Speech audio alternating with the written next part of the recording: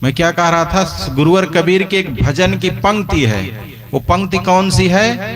चुनरी काहे न रंगायो गोरी पांच रंग मा।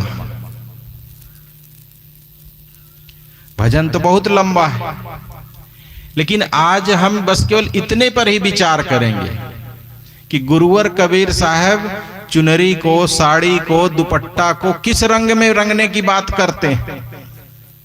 वो पांच रंग है कौन सा, और वो चुनरी कौन सी है। गायक लोग बहुत अच्छे तरीका से गाते हैं और सुनने वाले खूब झूम झूम के सुनते भी, लेकिन ये कहना क्या चाहते इसको कौन समझेगा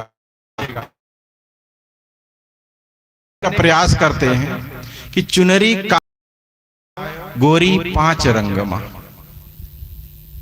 गुरु कबीर साहब मनुष्य जाति से पूछते हैं कि तुम्हें मानव शरीर रूपी चुनरी दी गई थी, कपड़ा दिया गया था, मनुष्य का शरीर तुम्हें कपड़े के रूप में दिया गया था, इसको तुमने पांच रंग में क्यों नहीं रंगा? वो पांच रंग कौन सा है? दया, क्षमा, प्रेम, धीरज, शील, विचार, इन सद्गुणों के रंग में क्यों नहीं रंगा? गुरुवर कबीर इन पांच सद्गुणों में रंगने की बात करते हैं चुनरी की। और हम समझते हैं जो सिर पर ढकी जाती है लाल, पीली, नीली, उस चुनरी की बात गुरुवर कबीर कर रहे हैं। वो चुनरी तो रंगने वाले बहुत हैं दुनिया में, उसको तो हम नहीं रंगते हैं, लेकिन अपने जीवन की जो चुनरी है, मानव शरीर है, इसको प्रेम में तो रंग सकते हैं ना, क्षमा में रंग सकते हैं, लेकिन आदमी रंगता है जरूर। भले वो प्रेम में न रंग पाए, लेकिन दुर्गुणों से रंगता है।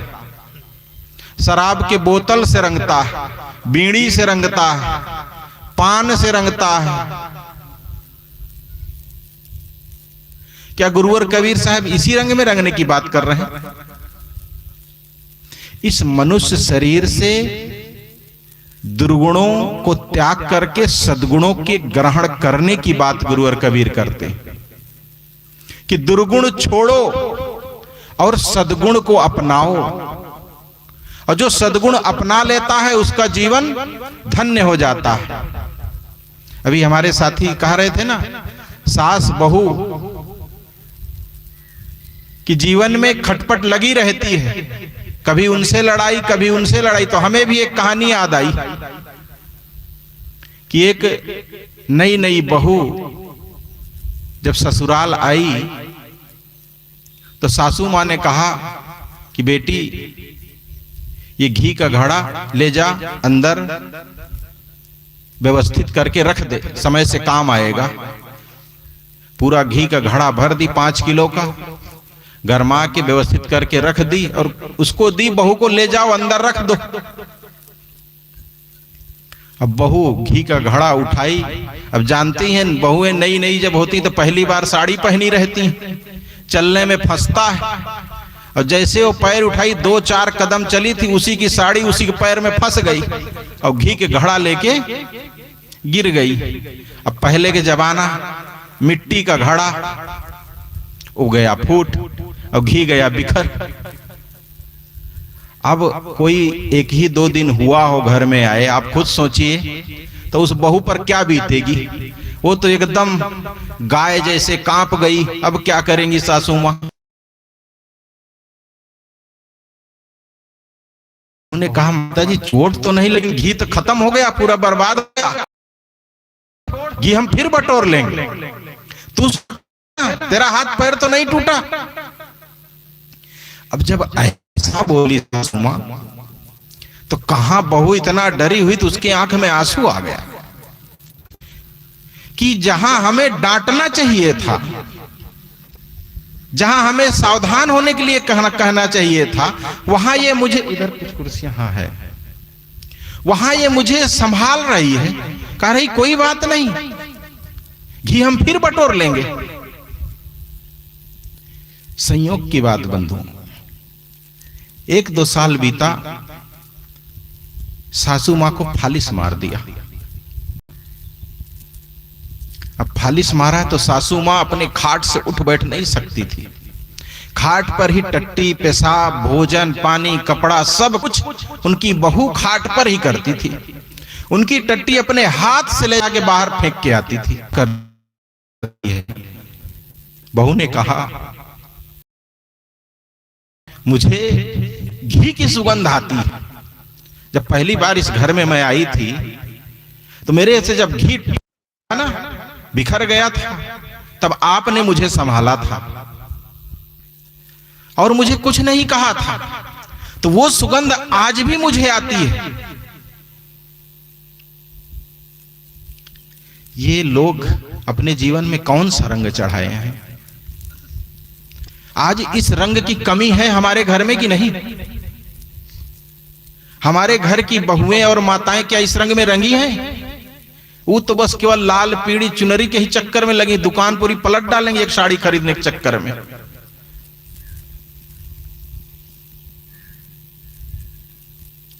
बंधुओं, जरूरत है आदमी को प्रेम के रंग में रंगने की।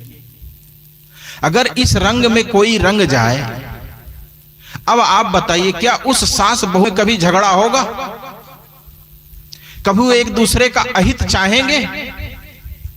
घी तो कितनों आएगा जाएगा जिंदगी में, वस्तुएं कितनों टूटेंगी फूटेंगी, होती ही रहती हैं। आप क्या लड़ लेते हैं, क्या वस्तुएं नहीं खराब होती? कितनों आप लड़िए, कितनों डांटिए, लोग हाथ पैर तोड़े बैठे रहते हैं हॉस्पिटल में। जो आपके प्रिय हैं, बहुत नुकसान होता है, लाभ भी होता है, सब कुछ होता है, लेकिन जो कमी है हमारे जीवन में प्रेम रंग की, वो कभी पूरा नहीं होता है। और उसके बिना जीवन नहीं बंधुओं, नरक लगता है, नरक। एक कहानी और सुनाऊं कि इसके विपरीत है वो, इस कहानी के। एक तो आपने देख लिया प्रेम करके जीवन कैसे बीतता है। सास बहू में अगर प्रेम हो, समझदारी हो, सत्संग का रंग चढ़ा हो, तो उनका जीवन कैसे बीतता है। और एक घर में सीधा इसके उल्टा था, सास बहू में बनता ही नहीं था। हर दिन लड़ाई, भोजन बन के धर दिया जाए और पहले लड़ाई है। और बहू भी चुप रहने वाली नहीं, वो भी पढ़ी लिखी, वो भी कहा सब कुछ तुम कहो हम सह लेंगे, लेकिन अगर हमारे माता पिता और भाई का नाम ली तो हम तुम्हारे भी खानदान को नहीं छोड़ेंगे। यही होता है ना। बहुओं को अगर उनके नैहर की लेकर के किसी की बात कह दी जाए, कुछ कह दिया जाए उल्टा सीधा, तब वो नहीं चुप रहती हैं, सहने तक सहती हैं। इतना परेशान हो गई, इतना परेशान हो गई कि सोची कि कैसे करूं, ये बुढ़िया कोनो जहर वहर दे दे, छुट्टी मिले। 5 साल हो गया इस घर में आए, अभी तक सुकून से रोटी खाने का नहीं मिला। अपने पति से कही देखो, या तो लेकर के हमको शहर में रहो, नहीं तो हम यहां नहीं रहेंगे। उसके पति भी सीधा खरा जवाब दे दिए, देखो मैं अपने माता पिता के अकेला हूं, मैं अपनी मां को नहीं छोड़ सकता, तुम्हें जाना है तो जाओ अपने घर रहो। वो भी नहीं हो सकता है। उसी घर में रहे, रोज लड़ाई, रोज कचाहिन होए और वहीं खाना खाए। ऐसे गांव में एक दिन महात्मा आ गए। सोची कि महात्मा सबकी समस्या का समाधान करते हैं, हमारी समस्या का समाधान कर दे तब हम जाने। वो भी चली गई सत्संग में। देखी अब बीच में ऐसे कैसे जाग बताए सबके कि हमारे घर में यह समस्या है।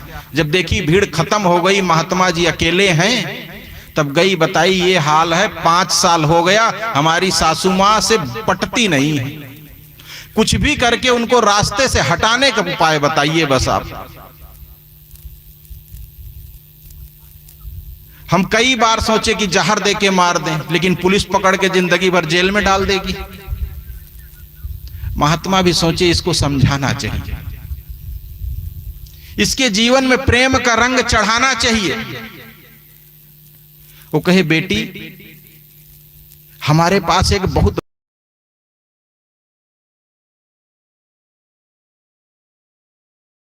इसी साल बता दो, फ्री में बताएं कि पैसा बताएं। मतलब देखो माता जी पैसा भी सुनने को तैयार है, मतलब माता जी पालन करेंगे।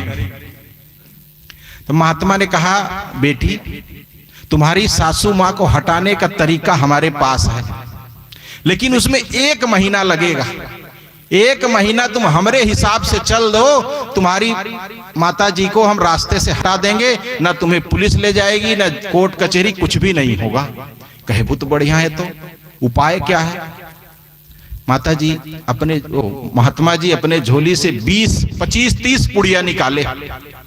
कहे ये दवाई है, इसका नाम है धीमा जहर, स्लो पॉइजन। इसको तुम्हें अपनी सासू मां को रोज 1 पुड़िया देना है, दूध के साथ गरम गरम सोते समय। और तुम्हारी मां जब 1 महीना इसको ले लेंगी तो उनका शरीर धीरे धीरे सूख जाएगा और डॉक्टर बता भी नहीं पाएगा इनको कौन सा रोग लगा और ये मर गई, और तुम्हारा भी काम हो जाएगा और रास्ते से बूढ़ा मां साफ हो जाएंगे, तुम्हारे हट जाएंगी। लेकिन एक बात का ख्याल रखना, तुम जब तक ये दवाई देना तब तक सेवा खूब करना, ताकि जब मर जाए तो किसी की अंगुली तुम्हारे ऊपर ना उठे, लोगों को ये लगे कि ये तो बहुत सेवा करती थी अपने सासू मां की। इसलिए तुम्हें खूब सेवा करना, नहलाना धुलाना, गरम गरम भोजन देना और हर चीज का ख्याल रखना उनकी। केवल 1 महीना सोते समय रोज उनके पैर में तेल लगा देना गरम गरम। 1 महीना की बात, थोड़ा तो सच्चाई उस बुढ़िया कि हम पैर दबाएंगे। फिर कही चलो 1 महीना की तो बात है, उसके बाद तो राज करेंगे पूरा जीवन। तैयार हो गई, पुड़िया ले ली, 30 ठो ले गई घर। शाम को जब खा पी के सब सो गए तो 1 गिलास दूध ली, उसमें वो पुड़िया डाली, चम्मच से मिलाई और लेके पहुंची सासू मां के पास, टेबल पर रख दी। कहीं ये क्या है सासू मां? कहीं दूध है, कहीं दूध, हम दूध पिएंगे? कभी जो हमको पानी भी नहीं देती थी वो आज दूध लेके आई है हमारे लिए। चलो भाई कुछ कारण होगा, उठाई घटाघट पी गई। फिर थोड़ा देर हुआ, तेल लेके पहुंच गई। माताजी पैर में दर्द होगा, थोड़ा लगा दूं। कहे हमको बुढ़िया समझ लियो क्या? अभी हम जवान हैं, हमें तेल की जरूरत नहीं है, ले जाओ तुम यहां से। पैर झटक दियो हाथ उसका, लेकिन बहू नहीं मानी, पकड़ ली पैर ठीक से। कहीं 1 महीना की तो बात है, 30 दिन की, लगा देते हैं। पकड़ लिए, कोई पकड़ ले तो कितना कोई झटकेगा। वो भी छोड़ दी, ढीला दे दी, बढ़िया से लगाई तेल। सासू मां सो गई। दूसरे दिन फिर सुबह हुई, जैसे नहाने का समय आया, उनके लिए बाल्टी में पानी भर दी हैंडपंप से, उनका कपड़ा ला के रख दी और नहा के जैसे निकली तुरंत उनको गरम गरम नाश्ता चाय पहुंच गया उनके पास। कहीं भाई हो क्या गया बहू को? उल्टी गंगा हमारे घर में कब से बहने लगी, क्या हो गया इसको? 1 दिन नहीं, 2 दिन नहीं, 3 दिन नहीं, रोज के यही हाल। जब 7 दिन तक लगातार ऐसे बहु सेवा की तो सासू मां पिघल गई एकदम। अब वो गांव घर में क्या कहती हैं कि भैया हमार बहुत एकदम हीरा है, हीरा। हम ही उसको नहीं समझ पाए थे, हम ही उसको उल्टा सीधा कहते रहते थे, उसके भाई को, उसके पिता को, उसकी बहन को, उसकी मां को। और देखो अभी 1 सप्ताह से इतना बढ़िया सेवा कर रही, कुछ दिनों से इतना बढ़िया जीवन जी रही कि हमें तो लगता है कि बहू नहीं लक्ष्मी मिल गई है। अब कभी भी जब सासू मां बाजार जाए कहीं कुछ सब्जी लाने, कुछ लाने, तो अपनी बहू के लिए भी कुछ ले आए, कभी बाल में लगाने वाला, कभी कान में पहनने वाला, कभी कुछ खाने के लिए ले आए और ला के उसको दे दें, वो भी खाए, वो भी खुश हो जाए। लेकिन मन में तो गिने, 20 दिन बीत गया, 10 दिन की और मेहमान है बुढ़िया। जब 20-22 दिन बीता तब इतना दिन जब बढ़िया सेवा हुई सासू माँ की। हेलो हेलो, देखो बिजली आ गई भाई। कहां तक पहुंचे थे हम लोग? 22 दिन बीत गया था, 8 दिन और बचा था। हाँ इधर हमरो सुनिए ना बाबा जी। ए बाबा, ये वाला माइक खाली है, हमारा बोलिए ना। इसके बाद बोलिएगा ना, अभी हम लोग चले जाएंगे तो। तब 22 दिन जब सासू माँ की खूब सेवा हुई तो सासू माँ को लगा कि अब इससे अच्छी बहू पूरे गांव में किसी के नहीं है जो इतना सेवा करती हो। और टोला मोहल्ला गांव में भी सबको ये पता चल गया कि उनके बहू नहीं लक्ष्मी है उनके घर में। तो सासू माँ एक दिन अपने बहू के कंधे पर हाथ रखी और ले गई अंदर कोठरी में। कहीं बहू, तुझे हमें समझने में बड़ी भूल हो गई, बहुत देर से समझे। 5 साल बहुत कष्ट दिए तुमको, भूल जाना बेटी वो सब। और आज से इस घर की मालकिन तू। और अपने कमर से चाबी का गुच्छा निकाली, उसे थमा दी। अब कहीं पेटी खोल देख ले, यहाँ ये रखा है, छुटकी के लिए बड़की के लिए जो जो उनके चीज गहना था सब सौंप दी। कहीं आज से हमें तो केवल 2 रोटी चाहिए बिटिया बस, और पूरा घर ये तुम्हारा है आज से। इसको अपने ढंग से चलाओ, अपने ढंग से संभालो। अब जब इतना कहीं पूरा घर का जितना उनके पास संपत्ति थी सब अपने बहू को दे दी, तब बहू भी सोची इनको हम मारने का सोच रहे हैं और ये हमको अपना मित्र समझ रही हैं।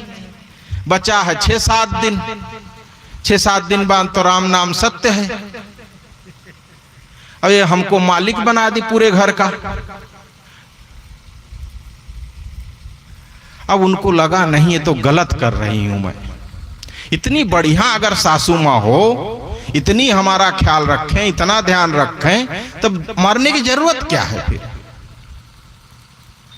वो कहीं बड़ा पाप लगेगा हमको। मर तो जाएंगी, कोई तो नहीं जानेगा, लेकिन हम तो जानेंगे।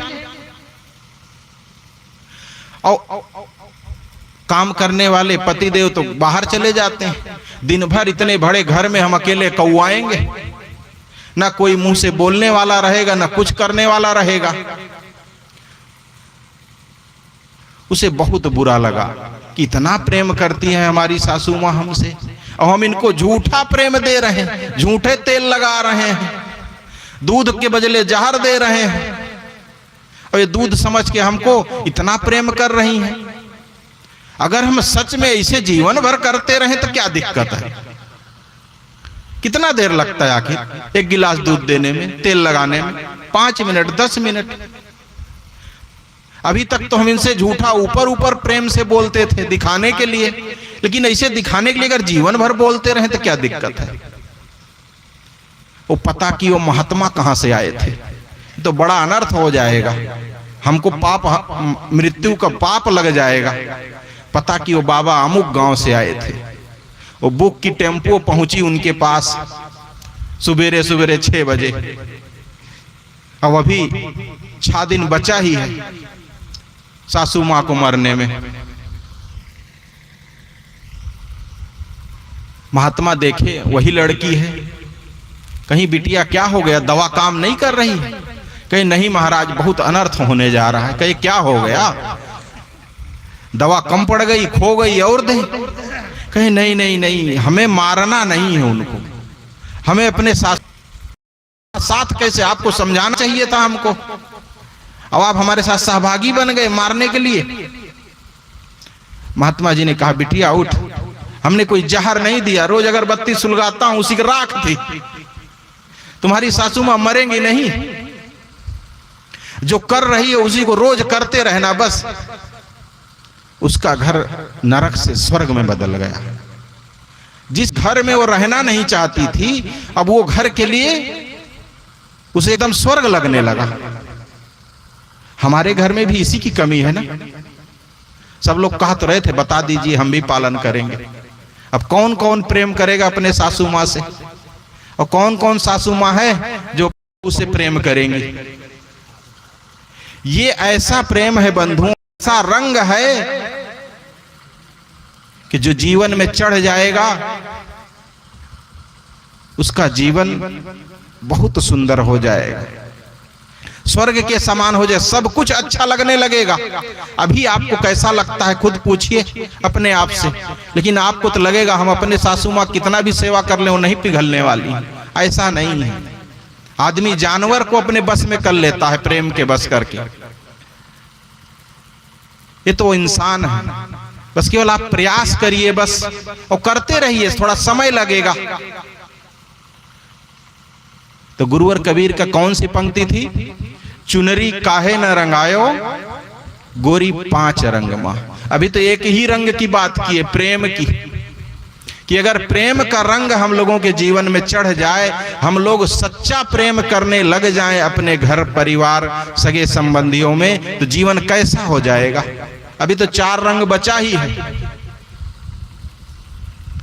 तो अगर हम सत्संग में जाएंगे, संतों के पास जाएंगे, गुरुजनों के पास जाएंगे, अध्यात्म से जुड़ेंगे, भजन से जुड़ेंगे, तो हमारे जीवन की बड़ी से बड़ी समस्याओं का समाधान हो सकता है और हमारा जीवन दुखमय से बदलकर स्वर्गमय हो सकता है। तो गुरुवर कबीर के ग्रंथों को, प्रवचन को, भजन को, सत्संग को जहां भी ऐसे हो उसके लिए अधिक से अधिक समय दें, खुद जाएं और अपने बच्चों को भी लेकर के जाएं, उनको भी सुनाएं, और ये सुनेंगे और अपना जीवन अच्छा बनाएंगे वो। तो बंधुओं, मेरा समय पूरा हुआ। गुरुवर कबीर का ये पद आप लोग जरूर सुने भजन से और सत्संग से, जहां भी सत्संग हो वहां पहुंचे और अपने जीवन में उनके विचारों को उतारें और जीवन में लागू करें। जरूर आपका जीवन स्वर्गमय बनेगा। बोलिए सदगुरु कबीर साहेब की जय।